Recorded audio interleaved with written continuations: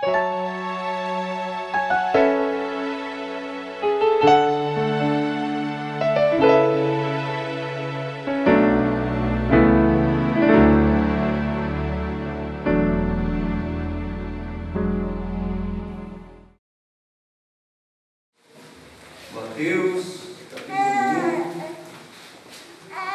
capítulo 3, melhor dizendo, a partir do versículo 1 até o versículo 10. Todos acharam? Diz assim a palavra do Senhor. Naqueles dias apareceu João Batista pregando no deserto da Judéia e dizia: arrependei-vos, porque está próximo o reino dos céus. Porque este é o referido por intermédio do profeta Isaías.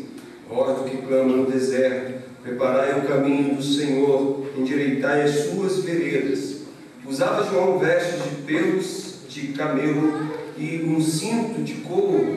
A sua alimentação eram gafanhotos e mel silvestre. Então saíram a ter com ele Jerusalém, toda a Judéia e toda a circunvizinhança do Jordão. E eram por ele batizados no rio Jordão, confessando os seus pecados. Vendo ele, porém, que muitos fariseus e saduceus vinham ao batismo, disse-lhes: raça de víboras, quem vos induziu a fugir da ira vindoura? Produzi, pois, frutos dignos de arrependimento, e não comeceis a dizer entre vós mesmos: temos por pai a Abraão, porque eu vos afirmo que destas pedras Deus pode suscitar filhos a Abraão. Já está posto o machado à raiz das árvores. Toda árvore, pois que não produz bom fruto, é cortada e lançada no fogo. Querido Deus, eterno Pai, toma minha vida em tuas mãos, usa a tua palavra uma vez mais para a renovação do teu povo. Assim nós te oramos em nome de Jesus. Amém. Podeis assentar, meus irmãos?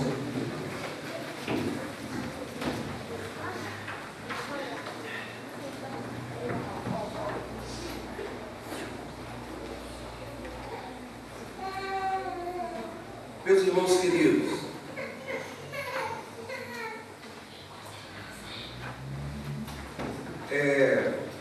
eu poderia ter escolhido um texto lá em Atos, ou em uma das cartas de Paulo, para falar um pouco esta noite sobre o ministério presbiteral. Mas ao meditar, eu tenho estudado o livro dos Evangelhos, reestudado na verdade, e eu percebi que nesse capítulo 3 tem algumas lições que nós podemos tomar, não só para o ministério presbiteral, mas para todo o ministério da igreja em que nós fomos vocacionados e atuamos de alguma forma. Nós podemos aprender aqui algumas lições com esse texto.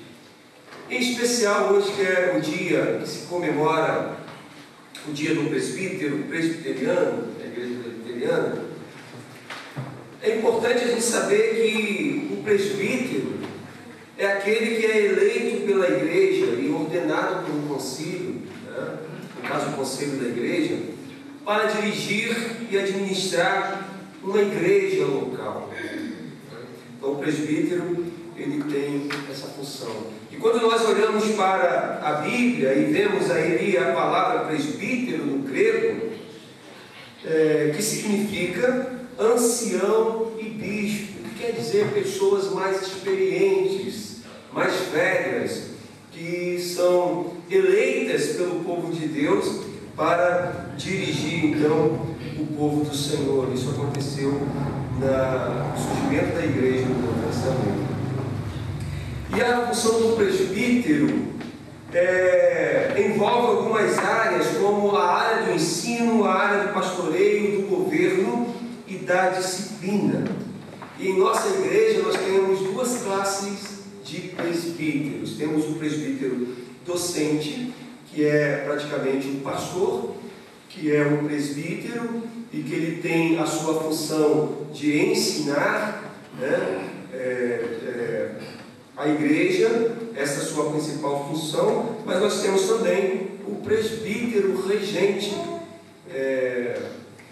que tem a função aí de dirigir, administrar, juntamente com o pastor, a igreja do Senhor. Bem, o que esse texto tem a ver, então, com a questão do ministério presbiteral? Eu quero convidar a você a ter atenção nesse momento para você entender o contexto do texto que nós lemos. Em primeiro lugar, nós vamos perceber que todos os 4 evangelhos descrevem o ministério preparatório de João. Todos os 4 evangelhos, você vai ver ali, falar sobre João. E lá no evangelho de Lucas, você vai ver falar de uma forma melhor em relação ao nascimento de João, né? Da forma como que aconteceu o nascimento de João. Você vê isso lá em Lucas capítulo 1, versículos 5 a 27, depois também lá no versículo 57 e 80. Você vai ver uma descrição melhor. Mas eu vi nesse texto aqui que em Mateus traz algumas lições que servem para serem aplicadas no ministério presbiteral através do aprendizado com João, o profeta. Veja que nesse texto que você acabou de ler junto comigo, se você olhar algumas páginas atrás, alguns capítulos, você vai ver nos capítulos anteriores aí um histórico sobre o nascimento de Jesus, né? Você vai ver a visita dos magos a Jesus Cristo, que lá em Belém, quando leva aí os presentes para Jesus. Mas depois você vai ver também, dentro desse contexto, a fuga de José e Maria com Jesus para o Egito por causa da matança que estava acontecendo das crianças. Ou seja, o rei Herodes, na época, temendo esse anúncio do rei que surgiria, ele vai tentar então matar esse rei, e ele mata todas as crianças. Ele começa a perseguir todas as crianças por conta disso, e aí Jesus então é orientado, José e Maria são orientados pelo anjo para ir para o Egito.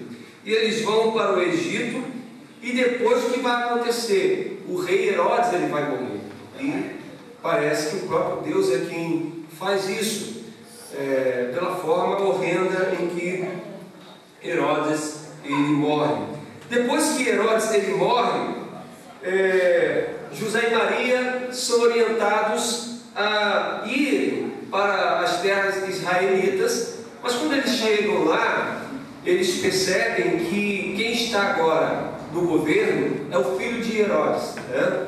E o que acontece? Eles temem a isso, então eles vão para uma outra cidade, a cidade de Nazaré, que vai cumprir exatamente a profecia dos profetas, que dizia que o Messias seria o Nazareno, seria aquele de Nazaré. Quando você começa a estudar os capítulos posteriores, depois do nosso capítulo 3, você vai perceber todo o desenvolvimento de um ministério, a saber, o ministério de Jesus, né? O ministério do Senhor Jesus, ele desenvolve aqui na terra, e você vai perceber todos os capítulos posteriores até o final, esse desenvolvimento do ministério de Jesus até o cumprimento da sua missio Dei. A gente fala missio Dei, que é em latim, que significa missão de Deus. Então, Jesus ele cumpre o seu ministério, toda a sua missio Dei, toda a missão pela qual Deus o enviou nessa terra. Agora, e o nosso capítulo? Nosso capítulo 3, nós temos aqui então a narrativa de João Batista como um pregador solitário, né? Ele está sozinho no deserto, trazendo uma mensagem sobre Jesus, trazendo um batismo que era igual aos batismos que já existiam na época para a purificação, mas com uma ideia diferente. O batismo de João era para purificar, mas era para se arrepender dos pecados. E dentro desse ministério de João, entrelaçado com o ministério de Jesus, é que nós podemos, como obreiros, como presbíteros, como vocacionados pelo Senhor, aprender algumas lições aqui que podem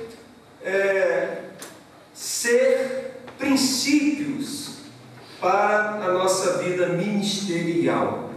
E aí, para adentrar essas lições e a nossa mensagem, o desenvolvimento da nossa mensagem, a pergunta que eu faço para isso é: quais são os princípios que podemos aprender com o profeta João? Vamos lá, eu quero falar do primeiro princípio que está aqui no versículo 1, quando diz: naqueles dias apareceu João Batista pregando no deserto da Judéia. O que me chama a atenção aqui é que João Batista ele aparece pregando no deserto, e ele ele mostra que ele tem então o chamado de Deus.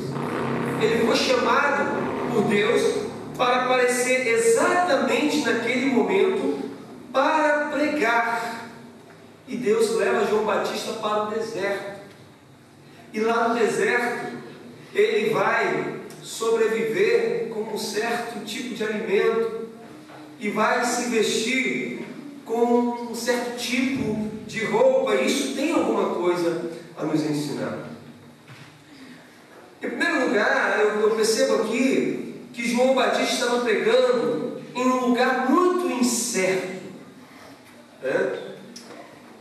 porque era deserto. Era um lugar incerto, porque era deserto. E mesmo assim, o que a gente percebe? No desenrolar do texto, dessa narrativa, que uma multidão começou a seguir João Batista mesmo no deserto. Veja que o versículo 1, naquele dia apareceu João Batista pregando no deserto da Judéia, e dizia: arrependei-vos, porque está próximo o reino dos céus. Você vai ver lá no versículo 5, olha o versículo 5.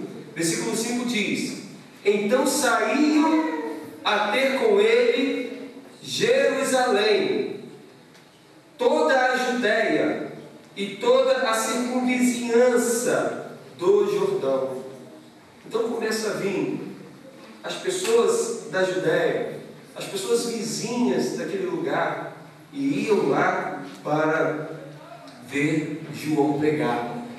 Toda aquela multidão estava sendo atraída pela pregação de João em um lugar incerto, a saber, no deserto. No deserto não tem nada. E nós vamos aprender aqui, dentro desse chamado de Deus para um presbítero, para um pastor, para um diácono, para um obreiro, para uma obreira, nós vamos perceber que o chamado de Deus pode nos levar, muitas vezes, a viver no deserto, na solidão, na tristeza e até mesmo na escassez. Qual era a dieta de João que a Bíblia nos revelou aqui? Ele comia gafanhotos, ele bebia mel silvestre. E a gente percebe aqui então que muitas vezes nós somos, por causa da nossa vocação, por causa da nossa chamada, nós somos levados a lugares de deserto e vivemos muitas vezes em solidão. Muitas vezes o pastor é solitário, muitas vezes o presbítero é solitário, muitas vezes o diácono é é solitário. Muitas vezes o cristão é solitário, porque o chamado pelo qual ele tem o obriga a ir para lugares desertos, para lugares que aos olhos humanos são incertos. Todavia, quando é Deus que nos leva para esses lugares, podemos ter a certeza que coisas grandiosas irão acontecer por conta da nossa vocação. Veja que mesmo lá no deserto, pregando no deserto, começou a aparecer pessoas que ouviam e seguiam a João Batista por causa da sua pregação. João Batista era um profeta chamado por Deus para uma grande missão, que a gente vai ver no versículo 3.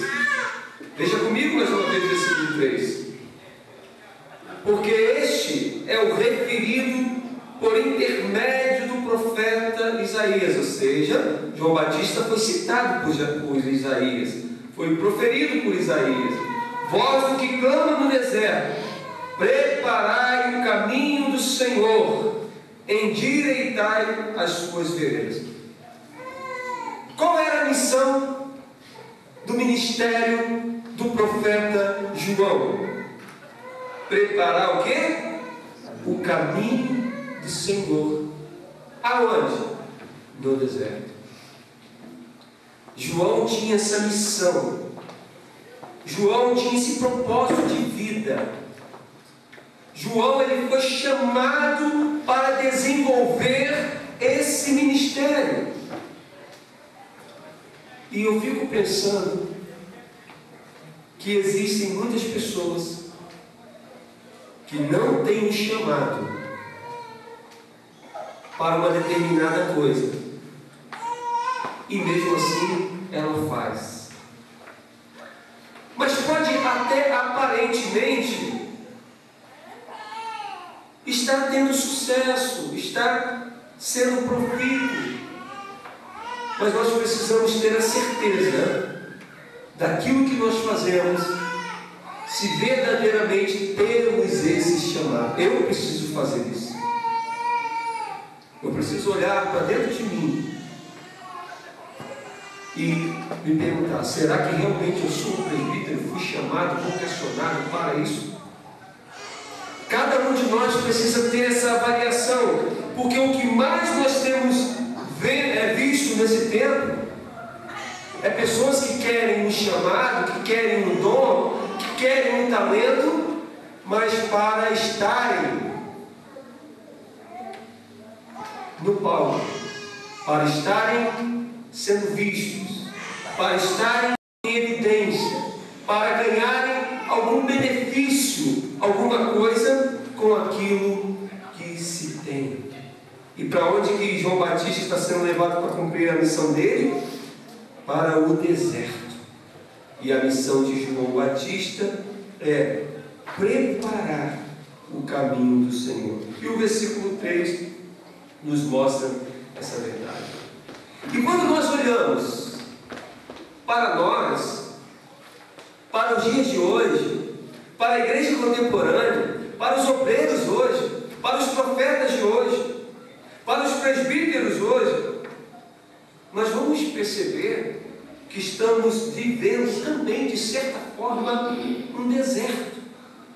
E um tempo muito incerto, de forma que há uma fome e uma sede muito grande da palavra de Deus, há uma seca de alimento espiritual pelo fato de que as pessoas têm pregado um outro evangelho. Os novos profetas, os novos presbíteros, os novos obreiros da contemporaneidade têm trago um evangelho diferente. Para tanto, já existe uma grande seca, um grande deserto da verdadeira palavra de Deus. E haverá um dia que muitos vão querer ouvir a palavra de Deus, mas não existirá mais, porque a igreja não estará mais aqui e a pregação irá se encerrar. E a gente percebe que hoje, na nossa contemporaneidade, existe essa falta de alimento espiritual, porque as pessoas estão muito presas ao materialismo. Existe uma crise de identidade, não sabemos mais qual igreja é a igreja, porque tem tantas igrejas, tem tantas bandeiras, não sabemos mais quem é pastor de verdade, quem não é, quem é de Deus de verdade, quem não é, porque existe uma crise de identidade, existe uma inversão de valores, e os presbíteros estão sendo chamados nesse tempo para preparar nesse deserto o caminho do Senhor nessa contemporaneidade. E aí, se a gente perguntar que deserto é esse, a gente vai perceber, por exemplo, que nós estamos em constantes conflitos doutrinários e as pessoas não sabem o que ouvir, são muitas vozes. São muitos fragmentos teológicos. Outro dia a gente estava estudando aqui na Escola Bíblica Dominical sobre as teologias diferentes que existem. Portanto, a gente percebe que o remanescente fiel, aquele que realmente prega a palavra do Senhor como ela é uma minoria, é um povo muito pequeno. Mas a maioria, a gente percebe que tem trago um outro evangelho, e isso tem feito com que haja, então, um grande deserto espiritual. E os presbíteros, sobretudo os nossos presbíteros da Igreja Presbiteriana do Brasil, eles precisam entender, ou melhor, eles precisam entender que você tem um chamado, você tem um compromisso, você tem uma missão: preparar o caminho do Senhor nesse deserto espiritual que nós estamos vivendo na contemporaneidade. Amém? Amém.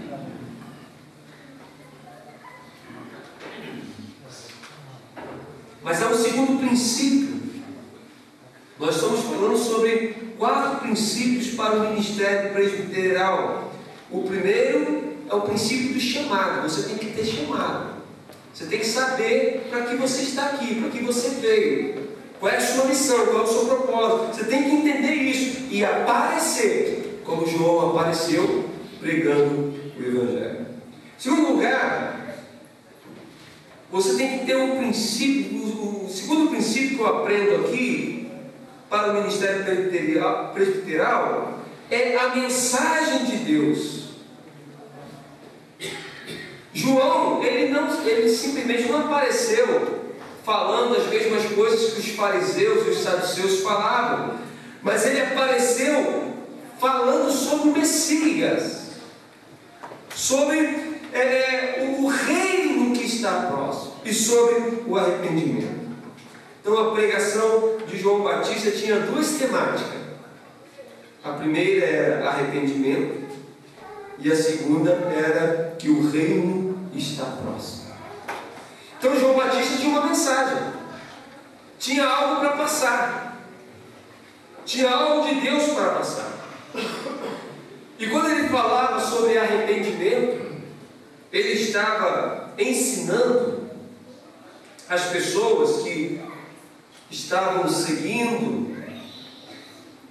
Ele estava falando sobre arrependimento, sobre a questão da mudança de pensamento que aquelas pessoas precisavam ter, porque isso é arrepender, é você mudar o seu pensamento, é você mudar o seu comportamento, é você mudar a sua conduta. Arrependimento é isso. A gente vive um tempo, meus irmãos, de sensacionalismo, é ou não é? As pessoas choram no culto, ficam horas e horas em cima do altar, chorando, derramando lágrimas, com músicas intermináveis, de tanto sensacionalismo que adentrou dentro da igreja. Mas arrependimento não é rasgar as vestes, rasgar as suas roupas para mostrar o seu arrependimento, como fazia os fariseus e os saduceus que se apresentam aqui, e João Batista os exorta. Mas o arrependimento é realmente mudança de pensamento, mudança de conduta, mudança de comportamento, que não é fácil, precisa ser trabalhado. Agora, esse arrependimento, que é essa mudança de comportamento, de pensamento, precisa ser acompanhada com uma profunda tristeza na alma. Se você não tiver tristeza por aquilo que você entendeu que é errado, que você não deve fazer, significa dizer que você não se arrependeu. Então o arrependimento ele vem com essa mudança de pensamento, de comportamento, de conduta, mas precisa de forma simultânea estar junta com a tristeza da alma, senão não existe arrependimento, existe remorso, que é diferente, né? Mas a tristeza te faz realmente, não vou fazer mais isso, não quero mais fazer isso. Então essa é a mensagem que João estava pregando, a mensagem de Deus para o povo naquele momento é: arrependa-se. E aí a segunda temática que ele traz é: porque o reino está próximo. E quando ele estava dizendo que o reino está próximo, ele estava apontando exatamente para o Messias, que aquele Jesus que está aqui, que já está com os seus discípulos, é o Messias. O Messias chegou, o Messias que os profetas profetizaram, o Messias que todos entenderam lá quando Deus falou, quando Deus matou aquele primeiro bezerro, né, cabrito, quando Deus matou aquele primeiro cabrito lá e tirou a pele daquele cabrito para fazer roupa para Adão, que tinha pecado e agora se via nu. Todo mundo no Velho Testamento entendeu que aquilo dali apontava para o Messias. Ou seja, o Messias seria então o Cordeiro que tira o pecado do mundo, que se sacrificaria, que derramaria o seu sangue em nosso favor. Todos os profetas profetizaram, os profetas messiânicos. E agora, João, ao saber que Jesus Cristo é o Messias, e ele diz: o reino está próximo, ele está apontando para o Messias. É claro que este reino aponta para um reino literal, onde Jesus está presente, onde o Verbo se fez carne, está habitando entre nós, reinando entre nós, tornando perpétuo o reinado que foi profetizado lá em Davi.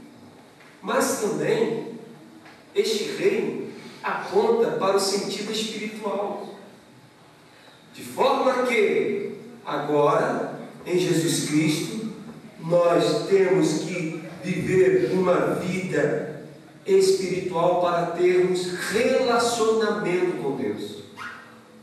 Jesus vai morrer justamente para tornar de volta, trazer de volta aquilo que havia se perdido, a saber, a nossa comunhão com Ele, o nosso relacionamento com Ele.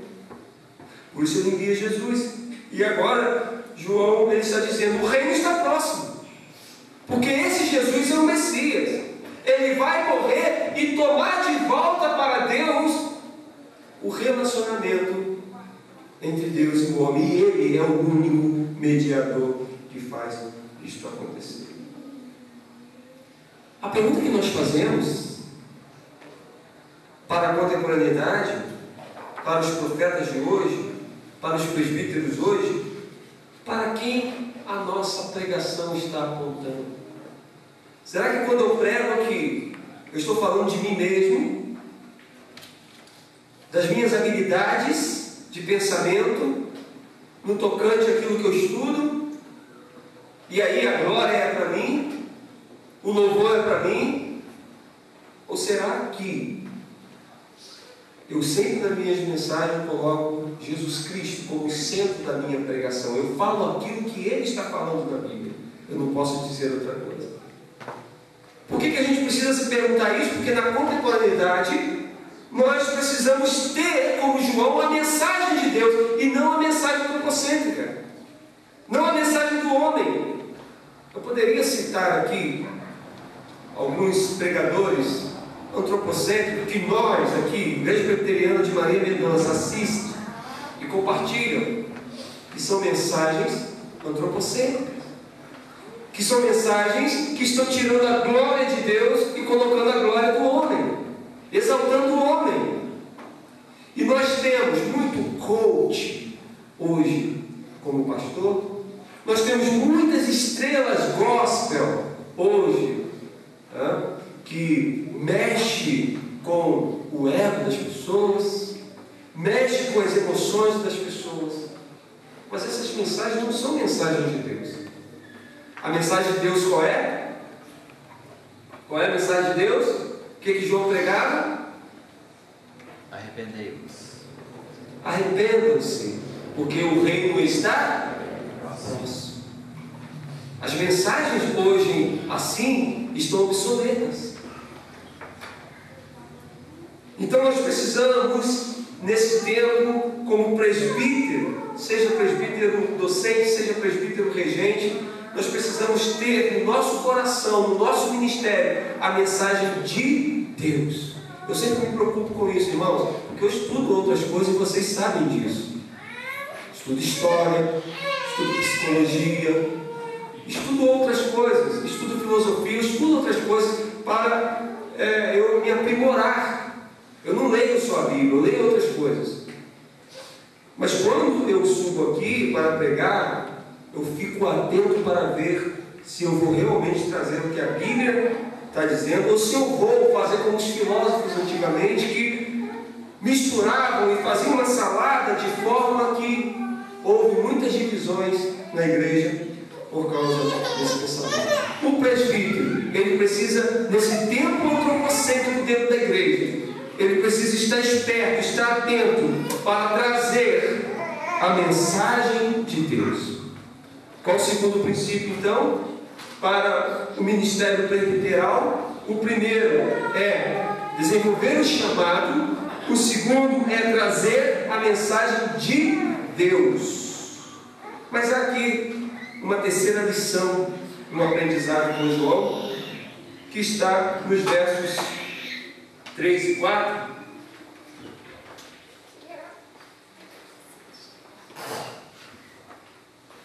Que diz assim: porque este é o referido por intermédio do profeta Isaías, voz do que clama no deserto, preparai o caminho do Senhor, endireitai as suas veredas. Agora o 4. Usava João vestes de pelos de camelo e um cinto de couro. A sua alimentação eram gafanhotos e mel silvestre. O terceiro princípio que eu vejo aqui, que eu percebo que dá para a gente aprender, é o consolo de Deus. Veja aqui que João trouxe uma mensagem. A mensagem de João, presta atenção, não era essas mensagenzinhas que a gente ouve por aí, né, com os pastores televisivos, mas era uma mensagem de exortação. Não era uma mensagem que você vai ser rico, que você vai ser muito feliz, que você vai prosperar, que você vai deixar de ser empregado para ser patrão, que você vai ter muito dinheiro, e aí todo mundo no Brasil está vindo para a igreja, porque não ser crente dá dinheiro, porque é isso que estão testemunhando. Não, que eu era pobre, agora eu fiquei rico. Não, que eu não tinha nada, agora eu tenho tudo. Mas a mensagem de Deus que João estava pregando não era essa mensagem de vida boa, de o evangelho de boas coisas e não de boas novas. A mensagem de Deus de João era exortativa: arrependei-vos. Só que ele traz uma mensagem que exorta, que condena, que aponta, mas ao mesmo tempo ele traz também um consolo de Deus, né? Porque ele diz o seguinte, ele repete aquilo que está escrito lá em Isaías. Abra sua Bíblia comigo, por favor, Isaías capítulo 40. Abra sua Bíblia aí, Isaías capítulo 40.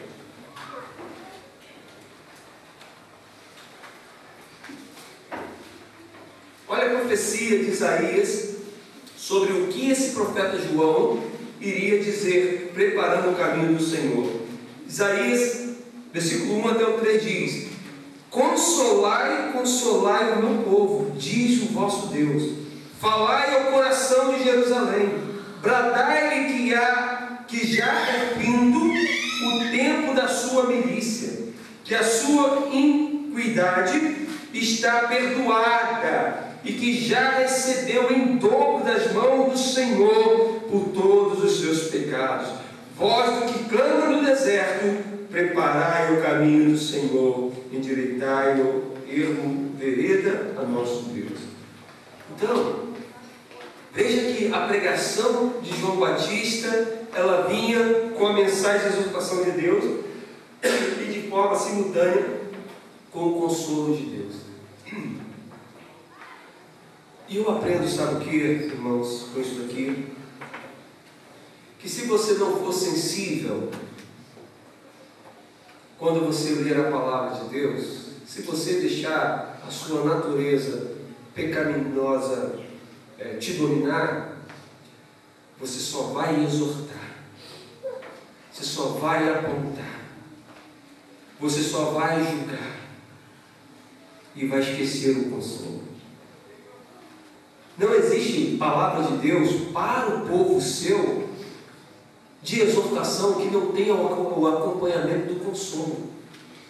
Deus castiga e corrige e exorta todo aquele que Ele ama. Ele faz isso porque ama. Então, quando Ele exorta, Ele não faz por raiva, Ele não faz com sangue nos olhos, como nós percebemos em muitos obreiros. Em muitas pessoas que estão com autoridade, elas gostam, têm sangue no olho de ver o outro mal. Essa é uma verdade que precisa ser dita. Nós somos assim. E se nós não vigiarmos, nós podemos agir com a nossa natureza corrompida. Os fariseus eram assim. Os fariseus usavam da sua autoridade para machucar, para ferir. E escondiam a sua podridão através daquilo que era aparente, das suas... Por isso Jesus os chamou de sepulcro caiado, porque eles eram ruins, eles eram maus. E então nós precisamos entender que nós temos o compromisso de trazer uma mensagem que exorta, que cobra, que aponta. Mas todos nós que somos exortados, nós não ficamos sem consolo. Ao mesmo tempo que o Senhor te exorta, Ele te consola. Mas calma, meu filho. Ao mesmo tempo que Ele fala disso, Ele fala também, porém. Então a gente precisa ter esse entendimento e essa sensibilidade de que este é um princípio, o consolo de Deus através da nossa vida, das nossas palavras, do nosso ensinamento, é um princípio do nosso ministério, do ministério presbiteral. E aí você vê nesses versos aqui, no verso 3 e 4, que João ele usava pelos de camelo, cintos de ouro, que está assemelhando aqui exatamente as vestes do profeta. Ou seja, João ele se vestia como os profetas do Antigo Testamento, porque ele estava vivendo o cumprimento dessa profecia proferida lá em Isaías. Ele estava mostrando que ele veio para trazer o consolo, para preparar o caminho do Senhor e apontar esse consolo. Então, qual é a missão de João? Ele tem a missão de levar o consolo de Deus ao povo em desespero. E há uma desesperança muito grande no nosso entorno, de forma que o presbítero ele precisa ter essa consciência plena de que ele está aqui para levantar os caídos, para consolar os que choram. Ele está aqui para trazer uma mensagem de despertamento, uma mensagem de exortação, mas também seguida do consolo de Deus, porque essa mensagem precisa ser pregada com amor, mas também com justiça. E por último lugar, irmãos, uma quarta lição, ou um quarto princípio que eu percebo aqui, que está no versículo de número 10, que diz assim: já está posto o machado à raiz das árvores. Toda árvore, pois, que não produz bom fruto, é cortada e lançada no fogo. Aqui, o que eu vejo aqui, neste versículo, é o ultimato do Senhor. É como vai acontecer no final de tudo, e João está dizendo que já está posto o machado à raiz da árvore. Ou seja, está apontando aqui para o julgamento do Senhor, o dia do julgamento. O dia em que o Senhor irá separar o joio do trigo. O dia em que o Senhor vai colher os frutos do seu jardim daqueles que frutificaram. E João está falando que isso é chegado. Já está posto. O machado é uma forma dramática, né, dele falar isso aqui. Ele está realmente trazendo medo, pavor às pessoas, porque já está posto o machado à raiz para que o lenhador então possa cortar. Isso significa que o tempo está se esgotando. Quando você olha para tudo que nos acontece nesse tempo, é claro, guerras sempre existiram, rumores de guerra também, morte, pai contra filho, filho, sempre existiu essas coisas. No entanto, há uma coisa que a gente precisa prestar atenção. Apesar dessas coisas já acontecerem há muito tempo, o Evangelho de Mateus, no capítulo 24, no capítulo 25, vamos alertar para a figueira quando as suas folhas estiverem maduras, vamos alertar sobre a questão do parto, né, as dores de parto, e Jesus faz então uma tipificação de como será o final, de como será o fim. Essas coisas sempre existiram? Sim. Só que quanto mais vai se aproximando a vinda de Jesus Cristo, o tempo do juízo, essas coisas aumentam. Esse aumento, essa aceleração da maldade, significa dizer que o lenhador está com o seu machado à raiz, posto à raiz da árvore. Então, irmãos, veja comigo, quando você ouve as notícias, quando você vê na televisão, nas redes sociais, os acontecimentos, todas essas coisas que só estão aumentando a injustiça, a maldade, a criminalidade, o pecado, todas essas coisas estão sim apontando para a segunda vinda. Quando você olha, você percebe então a loucura dos homens contemporâneos que apontam para a segunda vinda. Todo o caos, eu estou sempre falando agora, ultimamente, eu sempre falando sobre o caos contemporâneo, porque eu estou estudando sobre isso. E todo esse caos que você está percebendo aponta para a segunda vinda de Jesus Cristo. Uma coisa que aponta também, eu quero despertá-lo nesta noite para isso, porque João está pregando aqui, dando um ultimato de Deus, dizendo que já está posto o machado na raiz da árvore. Olha, irmãos, a escola é um lugar muito perigoso para os nossos filhos. E você precisa ter muito cuidado, porque as nossas crianças e os nossos adolescentes, eles estão sendo desviados do caminho, com toda a influência que nós estamos vivendo nesse tempo em que o machado está posto à árvore. A coisa está muito feia. Você precisa estar preocupado com o que o seu filho está aprendendo lá na escola. Você precisa saber o que o seu filho vê no celular, com quem que ele conversa, porque a influência da maldade está sobre as nossas crianças, desviando elas do caminho da verdade. E nós precisamos ter atenção, porque é o tempo do fim. Nós somos a última geração. Nós somos a última geração. Pode ser que haja uma outra geração depois de nós, mas nós somos a última geração e, portanto, nós estamos mais próximos da vinda do Senhor Jesus. E devido ao aumento da iniquidade, o amor está frio. E a gente, por causa dessa frieza, a gente nem se preocupa mais em prestar atenção nos nossos filhos. E depois nós queremos culpar o pastor e a igreja e a escola, porque os filhos não têm jeito, estão vendo coisas erradas, fazendo coisas erradas, mas você, como pai, como mãe, é o principal orientador.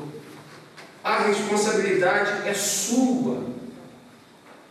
E, portanto, eu e você somos também responsáveis pelos frutos que os nossos filhos darão. Veja que no versículo 8 diz o seguinte: produzi, pois, frutos dignos de arrependimento, e não comeceis a dizer entre vós mesmos: temos por pai a Abraão, porque eu vos afirmo que destas pedras Deus pode suscitar filhos a Abraão. O que eu entendo aqui? Aqueles fariseus, saduceus, eles estavam muito seguros na lei, no chamado, naquilo que eles apresentavam.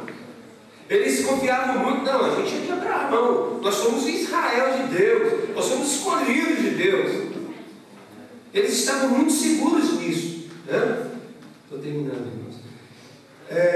Então, e às vezes nós somos assim: não, eu sou crente, então Deus não vai deixar nada acontecer com o nosso filho. Se você não educar, se você não vigiar, se você não corrigir, vai acontecer sim. Tem muito crente lamentando e chorando aí por causa da pessoa que o seu filho se tornou. Tem muitos pastores aí chorando e lamentando por causa da pessoa que o seu filho se tornou. É claro que todos nós temos a nossa responsabilidade, mas as crianças, os adolescentes, precisam estar nesse tempo sendo observados por você de forma muito contundente, com muito amor, carinho e atenção. Amém? Eu quero concluir então essa palavra aqui dizendo o seguinte: que existem aqui, a gente pode aprender aqui essas 4 lições como princípios para o nosso ministério presbiteral, né? E a gente viu aqui, em primeiro lugar, que o presbítero ele precisa ter o chamado de Deus. Portanto, ele não pode deixar de desenvolver o seu ministério. Ele precisa conhecer esse chamado, saber o motivo pelo qual ele está aqui, conhecer a razão pela qual ele é um presbítero, ele é um pastor. Em segundo lugar, esse presbítero tem que ter a mensagem de Deus. Nesse tempo em que há muitos conflitos de pensamento, há muitos fragmentos teológicos, nós precisamos ter esse cuidado. Qual mensagem que nós estamos trazendo? Porque João, ele trazia a mensagem de Deus. E em terceiro lugar, nós vimos aqui que esta mensagem de Deus, ela é junta com o consolo de Deus. Nós precisamos ser pessoas com amor no coração para trazer também o consolo de Deus através da própria palavra de Deus. Uma coisa que eu percebo às vezes, que muitos pregadores ou muitos pastores, eles carregam o cajado, né? O cajado do pastor. Mas só que o cajado, ele tem lá no começo que é justamente para pegar as ovelhas do buraco, né? Tirar as ovelhas, proteger as ovelhas dos lugares ruins que elas acabam caindo.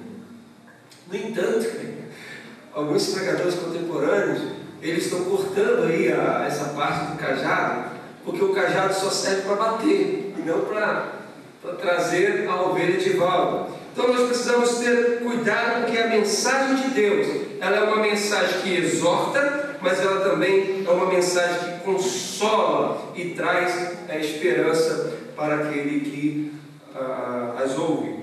E em quarto lugar, nós vimos aqui que o presbítero também precisa trazer o ultimato de Deus, é falar sobre o fim, é falar que a vinda do Senhor Jesus está próxima, é falar que por conta de tudo isso que nós estamos vivendo, são sinais de que o machado está posto. Amém, meus irmãos? Vamos ficar de pé. Quero chamar o Ministério do Louvor aqui na frente.